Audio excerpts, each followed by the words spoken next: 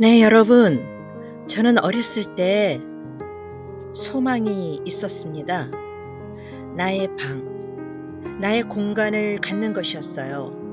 아마도 저와 같이 비슷한 소망을 가졌던 분들 계시리라 생각되는데요. 그것은 아마도 나만의 개성, 나만의 안락함을 위한 나만의 공간에 대한 필요성 때문이었을 텐데요.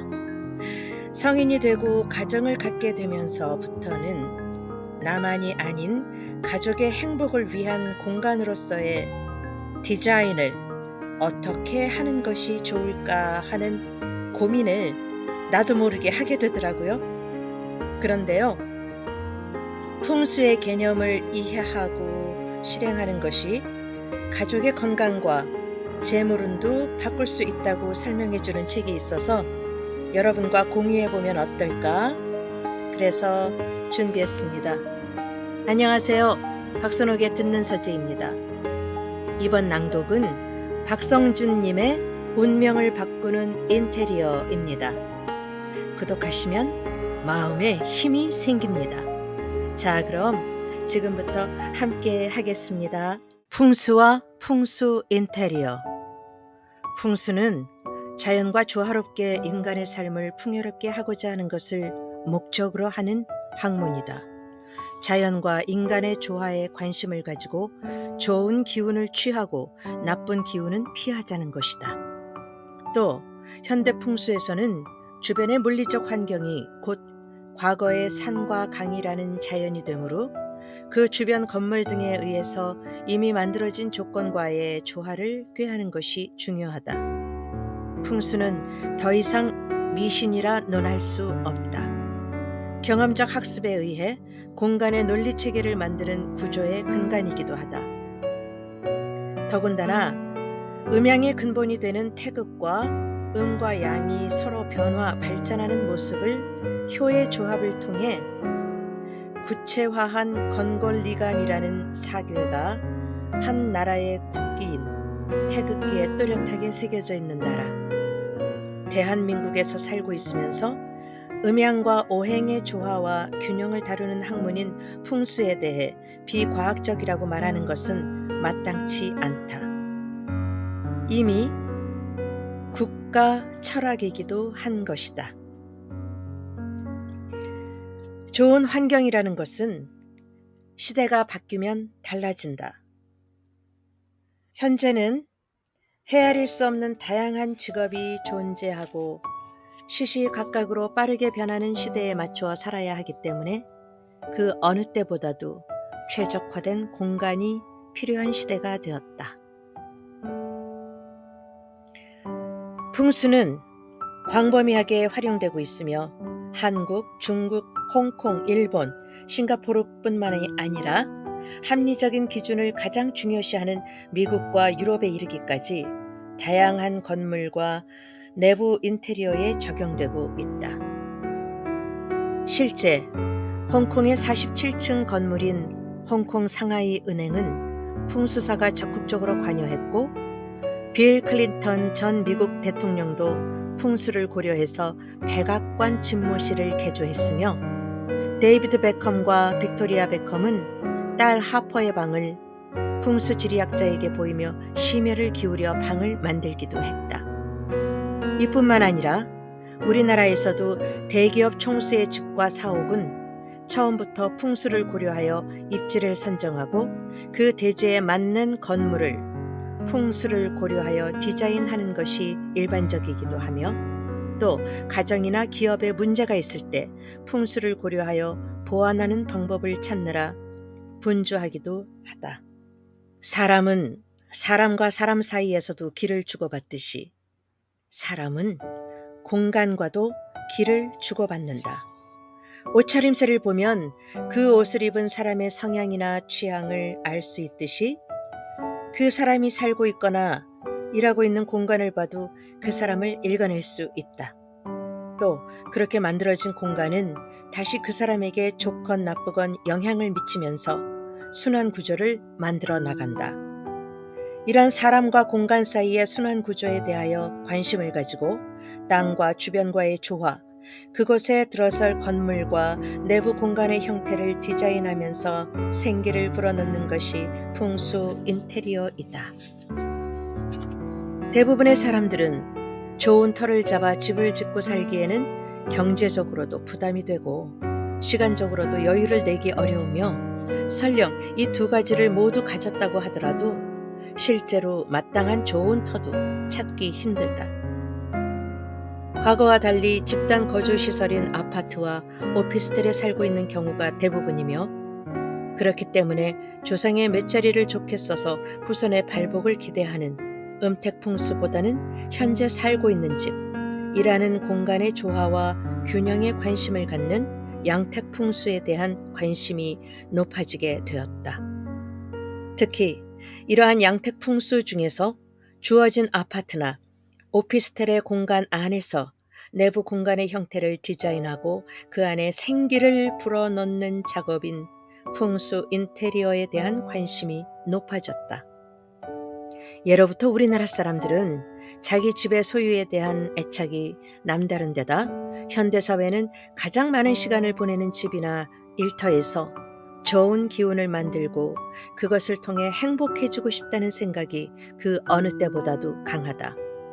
또 그런 가치에 대한 인식이 확산되어 이제 풍수 인테리어는 인테리어의 기본 개념으로 봐야 할 만큼 중요한 의미를 갖게 되었다. 이러한 풍수, 특히 풍수 인테리어라는 것은 사는 주거 공간이나 일하는 공간을 쾌적하게 만드는 가장 중요한 요소이다. 풍수 인테리어의 시작. 공간에 생기를 불어넣기 위해서는 공간에 여력이 있어야 한다.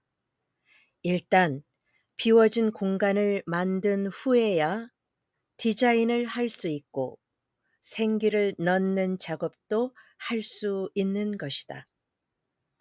인테리어나 풍수에 있어서 가장 중요한 것은 비우기라고 할 수 있다.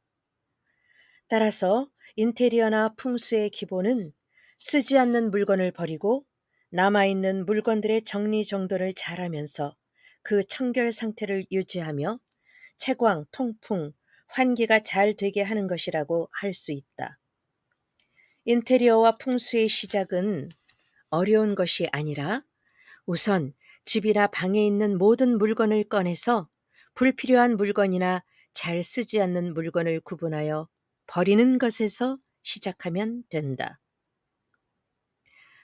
비우고 난 후 남는 물건들은 사용 빈도나 계절에 맞게 잘 수납하는 것이 중요하다. 수납을 할 때도 조금 여유가 있는 공간을 만들며 갑갑하지 않게 수납해야 좋은 기운이 흘러갈 수 있는 틈이 생기게 된다. 또 수납 상태를 유지하기 위해서는 물건을 사용하고 난 후에 반드시 한 번 정해진 위치로 되돌려 놓는 습관이 필요하다. 이것을 하지 않으면 아무리 깨끗하게 정리된 공간이라고 하더라도 곧 다시 본래의 지저분했던 상태로 돌아가게 된다. 물건에 집착하는 것은 사람을 피곤하게 만들고 번잡하게 만든다. 물건은 버리는 것만이 답이다. 일단 버려보자. 버려야 할지 말아야 할지 고민된다면 일단 버리고 고민해보자. 실제로 버리는 것을 통해 소유한 물건을 줄이는 비우기가 어렵다면 적어도 내가 집착하는 물건들을 하나 둘씩 종국에는 깡그리 없앨 수 있도록 해보자. 극단적으로 말하자면 지금 내가 당장 죽는다고 하더라도 마음에 걸릴 만한 물건이 단 하나도 없도록 물건에 대한 욕망과 집착을 버릴 수 있는 환경을 만들어 보자. 물건을 살펴보고 그동안 한 번도 쓰지 않았으면 당연히 버려야 한다. 자신의 심리를 거스르는 불편한 것이 있다면 찾아서 버려야 한다. 방이건 거실이건 주변을 한번 둘러보자. 옷이나 책, 소품, 가구를 샀었을 때의 가격의 고가를 떠나서 왠지 싫거나 마음에 불편한 것이 있는지 잘 생각해 보자. 그리고 그것이 가구나 물건을 다른 곳으로 옮겨서 해결할 수 있는 문제인지 아니면 내 눈에 띄지 않게 없애버려야 하는 것인지에 대한 결정을 해야 한다. 결정이 나면 버리면 된다. 단지 그것을 샀을 때의 경제적인 돈의 개념, 간직하고 싶은 옛 추억, 언젠가는 쓸 일이 있을지도 몰라 보관하고 싶은 마음이 있다면 그러한 이유들로 판단하지 말고 마음의 안정과 심리적으로 평안함을 느낄 수 있는 생활의 공간을 만든다는 관점에서 생각해야 한다. 이것만으로도 당신은 충분히 생활의 환경을 최적화되게 만드는 풍수를 실천하고 있는 셈이 된다. 풍수 인테리어. 재물운이 쌓이는 소파의 위치. 보통의 아파트나 주택에서 소파의 위치는 이미 우리가 선택할 수 있는 영역이 아니다. 지어질 때부터 TV 설치를 염두에 둔 전기 배선 위치에 의해서 이미 그 반대편이 소파의 위치가 되기 때문이다.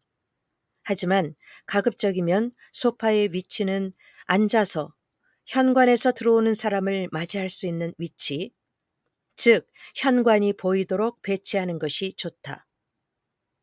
그리고 현관의 바로 맞은편보다는 대각선의 기가 모이는 위치에 배치하여 좋은 기운을 받는 자리에 두어야 한다. 현관의 대각선은 럭키존이라고 불리는 생기가 넘쳐 사랑과 재물이 쌓이는 자리이다. 이런 자리에는 답답하고 큰 가구를 놓을 것이 아니라 사람들이 모여 있어야 한다. 그런 면에서 코너형 소파를 두는 것은 좋은 기운을 받을 수 있게 되어 좋다. 심리적으로도 현관에서 대각선 방향은 안정감이 있는 자리이다. 그래서 소파도 일자형 소파가 아닌 수트를 포함한 소파이거나 코너형 카우치 소파를 두는 것이 좋다. 또 소파에 앉았을 때 발코니 창을 통해서 보이는 풍경을 잘 살펴봐야 한다. 주변에 아파트나 다른 콘크리트 건물의 거대한 덩어리가 눈앞을 가로막는 전망은 피하고 탁 트인 전망이 있는 곳이 좋다. 밖을 보면 도로가 마치 자신의 집을 향해 돌진하여 들어오는 것과 같은 위치에 있으면서 차량이 자신의 집 방향으로 들어오는 느낌이라면 이런 전망이 있는 집으로 이사하지 않는 것이 좋고, 더구나 거실에서 이런 전경이 보이는 소파의 배치도 피해야 한다. 소파의 색상은 너무 화려한 색은 피하고 너무 짙은 색의 검정이나 브라운은 여름에 더운 느낌을 주고 무겁게 느껴지는 데다가 전체적으로 밝아야 하는 거실을 어둡게 하여 권하기 어렵다. 빨간색 등과 같이 자극적인 색깔도 눈의 피로감을 높이게 되고 화목에 문제가 생기는 색깔이니 피하는 것이 좋다. 아이보리색이나 파스텔 톤의 소파가 좋고 이미 구입한 소파가 어두운 색이라면 밝은 색의 쿠션이나 방석으로 포인트를 주는 것으로 보완할 수 있다.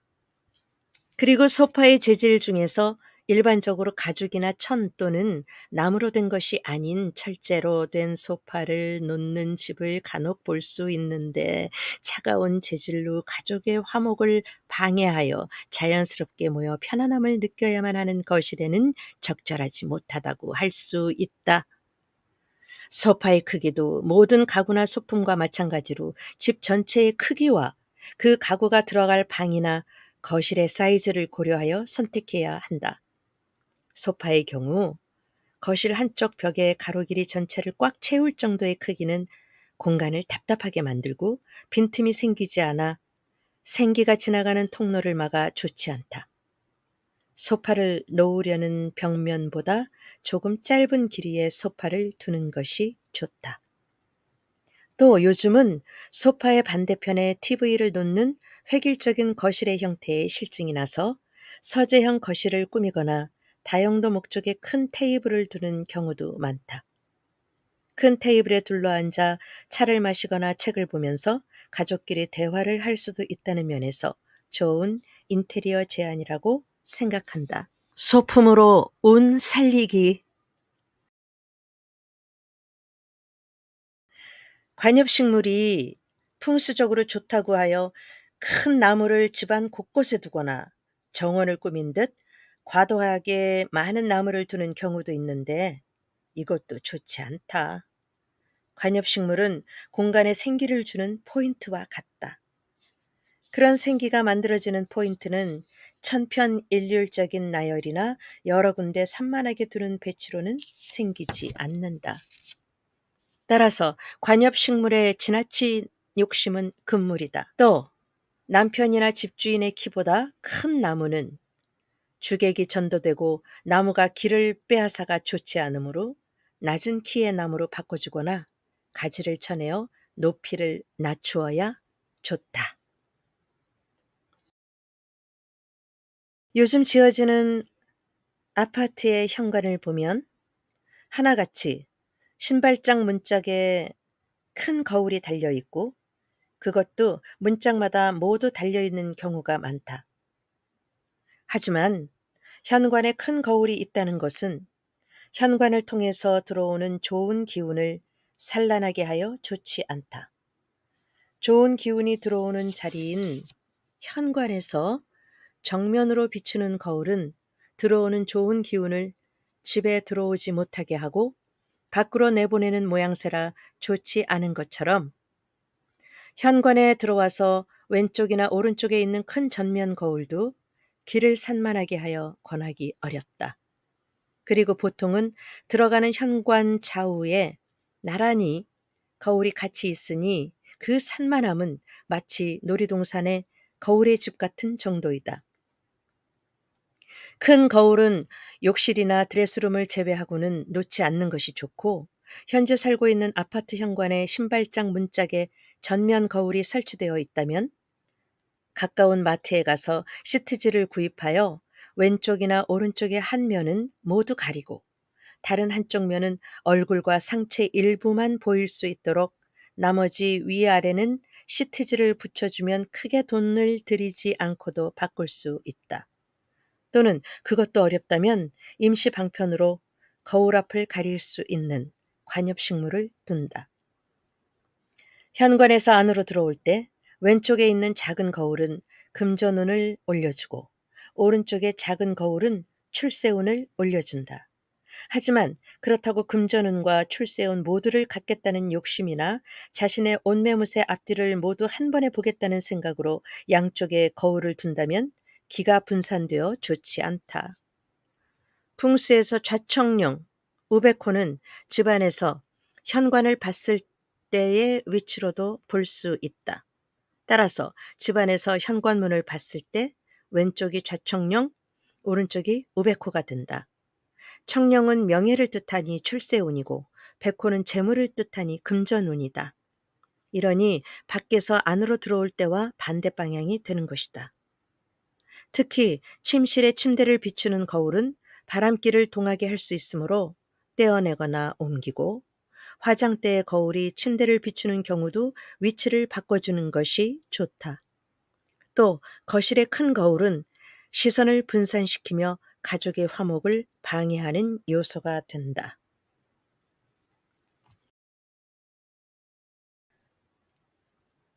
크게 공사를 하지 않는다고 하더라도 소품을 통해 공간의 생기와 생동감을 줄 수 있다. 특히 그 중에서 액자의 사진이나 그림은 사람의 마음을 평온하게 하고 심리적으로 안식처가 되어야만 하는 집이라는 공간에 마법같이 놀라운 힘을 발휘한다. 독일 출신 건축가 미스 반데어로에는 건축에서 폐화와 조각을 공간에 변화를 주는 중요한 요소로 삼았다.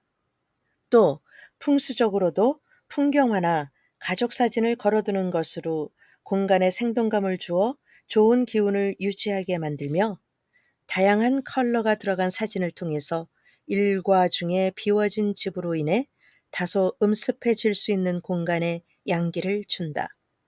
특히 꽃 그림이 좋으며 풍경화나 가족 사진은 소파에 앉아서 쉽게 볼 수 있는 자리 또는 현관에서 들어올 때 바로 보이는 곳에 걸어두는 것이 좋다. 다만 추상화나 기하학적 무늬가 있는 그림보다는 보기 편하고 시선을 크게 사로잡지 않는 풍경화가 좋으며, 아니면 가족 사진을 두는 것도 좋다. 새로운 집을 구하러 방문했을 때는 각 창문을 통해서 들어오는 풍경을 마치 그곳에서 생활하면서 소파나 바닥에 앉거나 서서 움직일 때 들어오는 하나하나의 액자 속 그림으로 고려하는 것이 필요하다. 그런 과정을 거쳐 제대로 된 선택을 했다면 때론 비가 오고 눈이 오는 모습을 보거나 산이나 나뭇잎의 색깔이 바뀌는 사계절의 변화를 느끼면서 살 수 있는 자연 친화적인 공간이 될 수 있는 것이다. 그러면 풍경화 같은 별다른 소품이 필요 없게 된다. 재물운과 건강운의 부엌. 부엌은 주부가 가장 긴 시간을 보내는 공간이므로 부엌에서 주부가 일을 하면서 가급적 다른 가족들의 움직임을 잘 볼 수 있는 것이 좋다. 부엌은 가족의 건강을 책임지는 장소인 것은 기본이고, 주부와 가족, 또 가족 간의 소통의 장소이기 때문이다. 풍수적으로도 부엌이 소외되지 않는 공간이 되어야 하는 이유도 여기에 있는 것이다.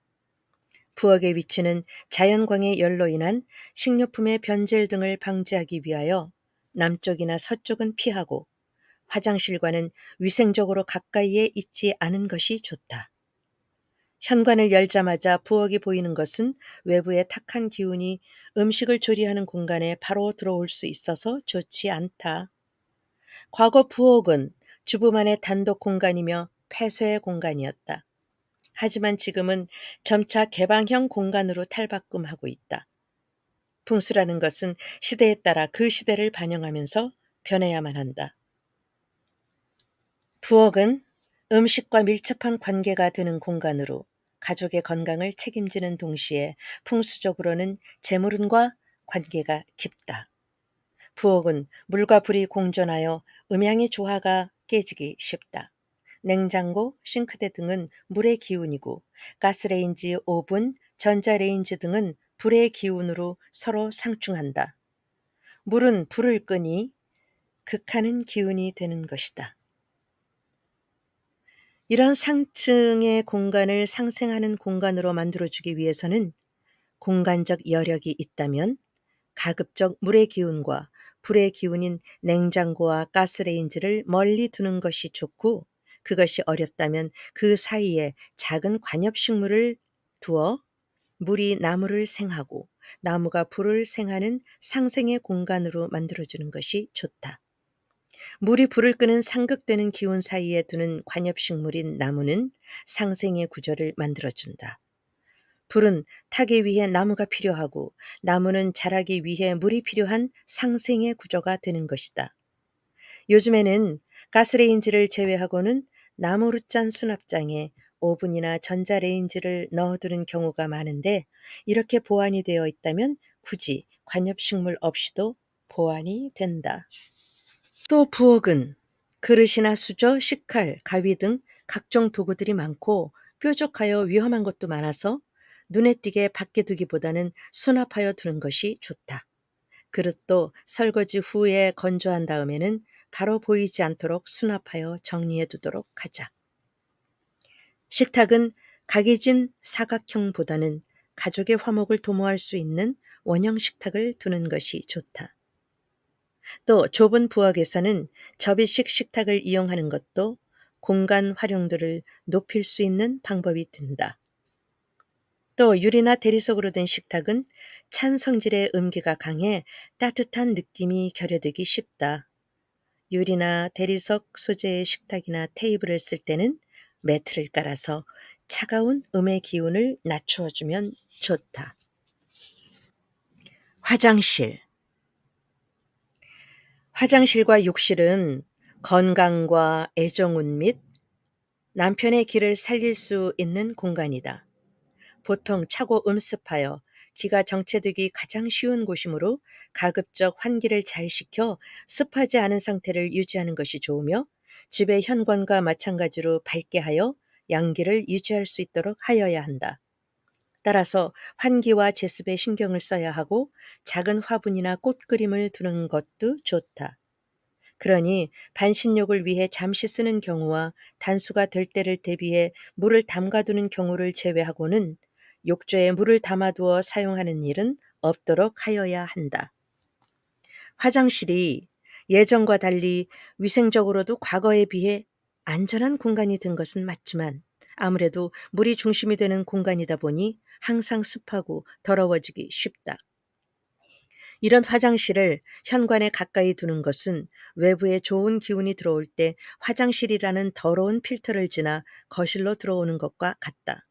또 기운이 모이는 집의 중심에 화장실을 두는 것도 얼굴의 중심을 잡는 코가 더러워서 첫인상을 좋지 못하게 하는 것과 같다. 전체적인 기운이 탁하게 될 수 있다. 현관에서 가까운 곳과 집의 중심과 함께 화장실 위치로 피해야 할 위치는 현관을 열자마자 화장실이 보이는 구조로 아무리 일을 열심히 해도 돈 쓸 일이 생기고 돈이 나가게 되어 모이지 못한다.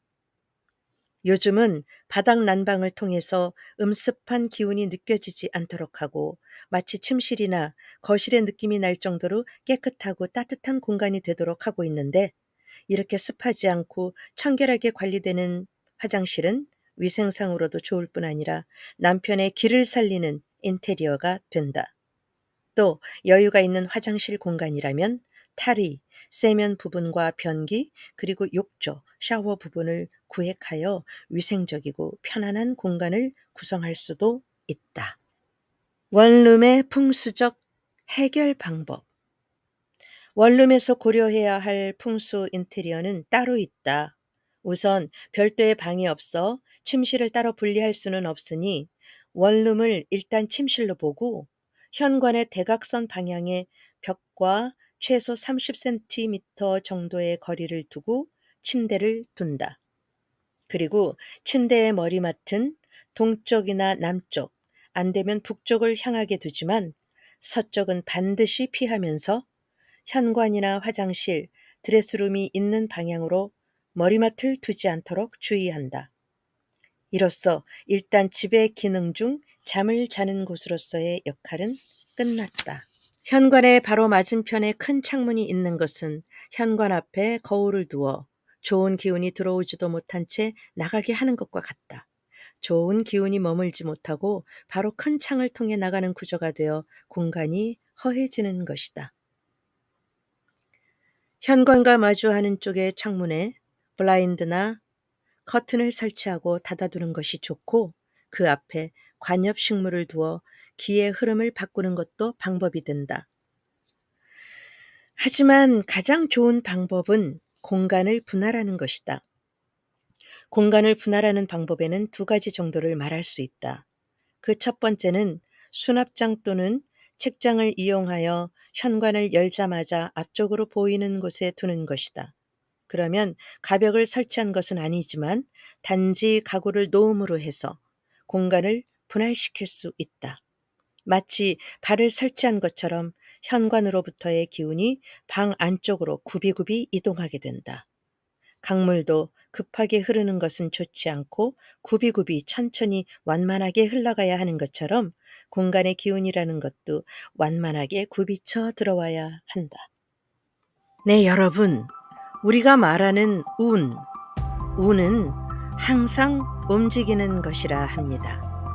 이번에 낭독해드린 운명을 바꾸는 인테리어에서는 공간과 사람 사이에는 길을 주고받음으로 사는 환경이 달라지면 사람의 마음이 달라지고 생활도 변하게 된다라고 합니다.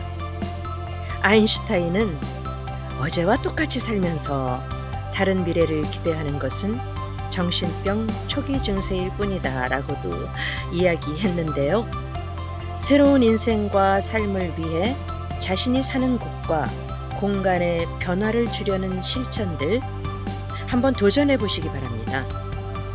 저의 낭독 부분은 책의 전체 내용 가운데 극히 일부분인데요.